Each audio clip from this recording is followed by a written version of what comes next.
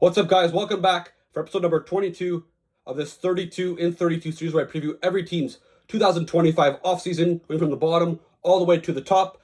Last episode I did was on Montreal Canadiens, one of my Montreal Canadiens' biggest rivals, the Ottawa Senators, and today's episode is on my Montreal Canadiens' former arch rivals, the Colorado Avalanche, and formerly the Quebec Nordiques. The Colorado Avalanche, after their dynasty when they left Quebec to Colorado, they won 2 cups. They had many years of success, but that came at a price. Many years finishing at the bottom of the league. They drafted some really good players, however. Matt Duchene, Gabe Landeskog, Nathan MacKinnon, Cale Makar, and they started building back up, and they eventually won the Stanley Cup in 2022 with a jam-packed team. However, a lot of those guys were free agents, and a lot of them got big raises elsewhere. Nazem Kadri, Andrei Burakovsky, Darcy Kemper, etc. So they lost a lot of good players, and they haven't really been able to recreate that magic.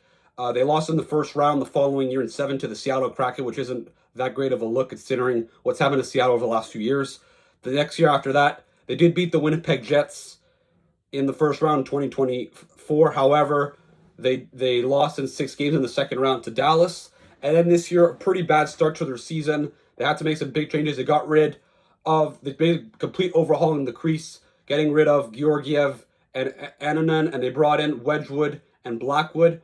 They obviously had some negotiation problems with Rantanen, who wanted probably 12, 13 million. They weren't ready to give it to him. They traded him away to Carolina, and they got Marty Necas. They also traded for Brock Nelson and Charlie Coyle, and also Ryan Lindgren. Unfortunately, in the playoffs, they played Dallas, who Rantanen ended up getting traded to on trade deadline day, and Rantanen in Game 7, well, as we all would have thought, came back to bite them, scoring a hat trick as they were down as the Avalanche were up 2-0. Rantanen got a hat trick, and the Stars came back and won 4-2. So that's a pretty heartbreaking way to end their season, especially considering that they were my Stanley Cup pick going into the playoffs. So that's not a good look. However, luckily for Colorado, there's still time here to make up for that. So the Avs finished 8th overall in the National Hockey League, 3rd in the Central Division. Lost in the first round to Dallas in 7 games in heartbreaking fashion. Their general manager, Chris McFarland, who's been promoted to general manager ever since the Avalanche won the Cup, and obviously Joe Sakic, as a result, ended up being the president of hockey operations. Their head coach, Jared Bednar, has been there for quite a while. He was there when they won the Cup as well. Finished with 102 points, 49 wins this year. Goals for per game, as usual, 6th overall. Goals against, tied for 11th, but like I said, it was so disastrous at the beginning of the year that in reality they probably had a better goals against average than that. Their power play tied for 8th. Their penalty kill 12th, which is decent. Their expected goals percentage at 5.56. So the Avalanche, all their stats say they are one of the top teams in the National Hockey League. Top 5 scores: Nathan MacKinnon searched on the team in 79 games, 32 goals, 84 assists, 116 points. Obviously a top 2, top 3 player in the league easily. Cale Makar won the Norris Trophy with 80 games played. In 80 games, he got 30 goals and 92 points. So obviously some historic production by Cale Makar, but not that surprising considering the quality of this player. Mikko Rantanen actually finished 3rd on the team in scoring, obviously. At the time he got traded, he was one of the top producing players in the league. He had 64 points, 25 goals at the time in 49 games. So obviously they traded away a superstar, which hurts a lot. Arturi Lekin finished 4th with 45 points in 69 games at 27 goals. And Devin Tace, 44 and 76. They did have a lot of injuries, so you can see a lot of players here didn't play all the games. They didn't stay very healthy this year. Hopefully next year, if they stay healthy, they could have a home ice advantage in the playoffs. In net, Mackenzie Blackwood, since they got him from San Jose, was very, very good. In 37 games, he won 22 games, got 913 saves, 2.33 goals against average, 3 shutouts. And Scott Wedgwood, when they got him from Nashville for a 9 in 19 games played, 13 wins, 917 saves, 1.99 goals against average, and 2 shutouts. So obviously the Avalanche, a tale of 2 seasons. Beginning of the season, terrible goaltending, not a great record. After that, made some goalie switches, great goaltending, great record, and obviously they made some changes down the stretch as well. Like I said, trading Rantanen, bringing in Necas, and then acquiring Nelson, Coyle, etc. Now, when you look at the Avs projected lineup for the 25-26 season, before all their offseason moves, so their top 6, Arturi Lekin, Nathan MacKinnon, Marty Necas, Gabe Landeskog, who came back in the playoffs finally after missing 3 consecutive seasons. Not expecting him to get back to the level that he was at in his prime. He was a 70-point power forward, but if he can be a good middle 6 physical guy that can get you maybe 45, 50 points, I think that's still an effective player, even though not worth $7 million. Brock Nelson, they re-signed 3 years at $7.5 million as your second line center, and Val Nichushkin, Barker Kelly, Ross Colton, Charlie Coyle, Miles Wood, Jack Drury, Ivan. After that on defense, Devin Taves, Kale McCarr, Samuel Girard, who's been in trade rumors. We'll see what they do with him. Josh Manson, and then Middleton and Malinsky, in net Blackwood and Wedgwood. They do have only $1.2 million in cap space this year, with a lot of guys still to resign. Jonathan Drouin, who obviously has a lot of chemistry with Nathan McKinnon. It would be kind of tough to lose him, but at the same time, unless they get creative trading away another guy, like I mentioned, Girard, apparently a guy like Ross Colton or a guy like Charlie Coyle would be in trade talks in order to free up some cap space. So if they want to really keep Drouin, there is an alternative to do so. I don't think it'll cost that much. It'll probably cost around probably 3.5 to 4 million realistically. Jimmy VC, Kivi Ranta, Ryan Lindgren, who they got the trade deadline, wasn't that effective. I think they'll probably let him walk. Jack Johnson, Tucker Pullman, and also the only RFA they have is Sam Malinsky, who's not going to cost that much. It'll probably be costing around 1 million or so. So I think Colorado, even though, like I said, they're cap strapped, they do have a pretty complete team anyway. So I think they should be fine if they're not able to add anybody.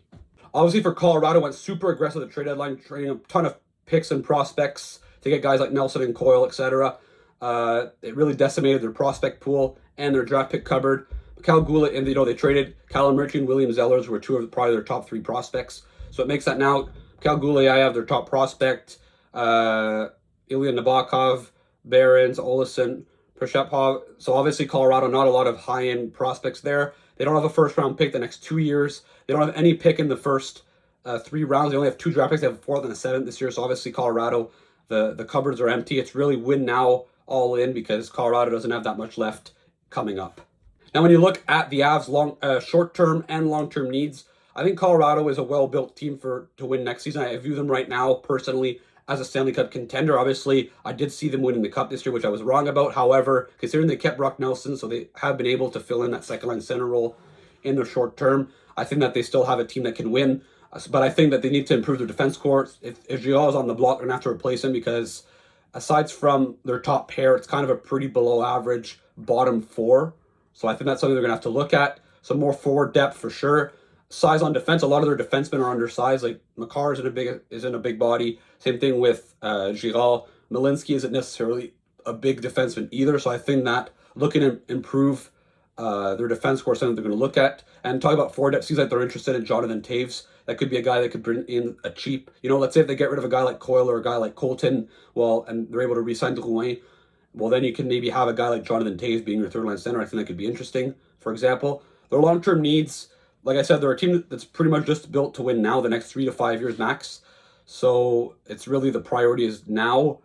But when you look at their long-term needs, Mikko Rantanen left, and he signed 8 years in Dallas. They're going to have to find a replacement. It doesn't seem like Marty Necas, as of right now at least, wants to re-sign in Colorado. So they're going to have to find a solution there, because Marty Necas, who they got for Rantanen, who was very good for them as well, and he's not that old. So if they lose him, they're going to have to find a guy here that can replace him, because they need that star winger to play alongside McKinnon.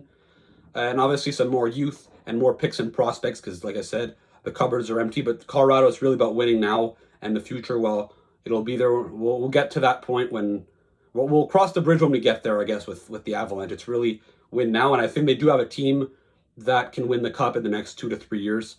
When they got eliminated, and I made my main takeaways from the first 2 rounds of the playoffs this year, I said Colorado, they missed out on their best chance to win the Cup. They had a really strong roster, but they could still very well come back with the same team next year and very well win the Cup. So we'll see.